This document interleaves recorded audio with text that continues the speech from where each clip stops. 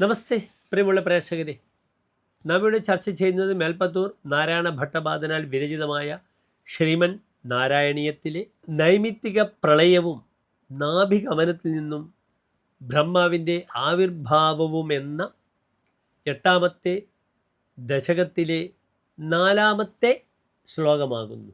പഞ്ചാശദബ്ദമധുനാ സ്വവയോർധ്വരൂപം ഏകം പരാർദ്ധമതിവൃത്യ he വർത്തതേസൗ തത്രാന്ത്യരാത്രിജനിതാൻ കഥയാമി ഭൂമൻ പശ്ചാദ്ദിനാവതരണേ ച ഭവദ്വിലാസാൻ. ഇനി ഈ പ്രസ്തുത ശ്ലോകത്തിൻ്റെ പദച്ഛേദമാണ് നാം ചർച്ച ചെയ്യുന്നത്. ശ്രദ്ധിക്കുക.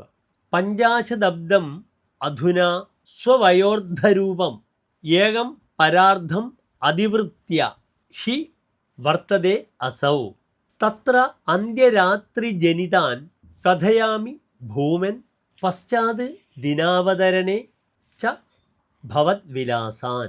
ഇനി പ്രസ്തുത ശ്ലോകത്തിൻ്റെ അന്വയം ശ്രദ്ധിക്കുക.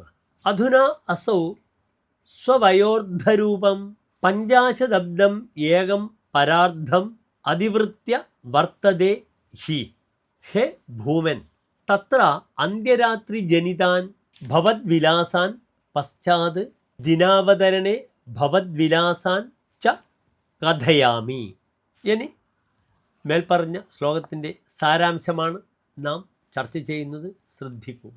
അല്ലയോ സർവവ്യാപിയായ ഈശ്വര, സ്വന്തം ആയുസ്സിൻ്റെ പകുതിയും 50 വർഷങ്ങൾ കൂടിച്ചേർന്നതുമായ ഒരു പരാർദ്ധത്തെ അതിക്രമിച്ചിരിക്കുന്ന ബ്രഹ്മാവിൻ്റെ കഴിഞ്ഞ അർദ്ധത്തിലെ അവസാന രാത്രിയിലെയും ഈ അർദ്ധത്തിലെ ആദ്യ ദിവസത്തിലെയും അങ്ങയുടെ സ്വാധീനത്തോടു കൂടിയ ലീലാവിലാസങ്ങൾ ഞാൻ പറയാം. നമസ്തേ.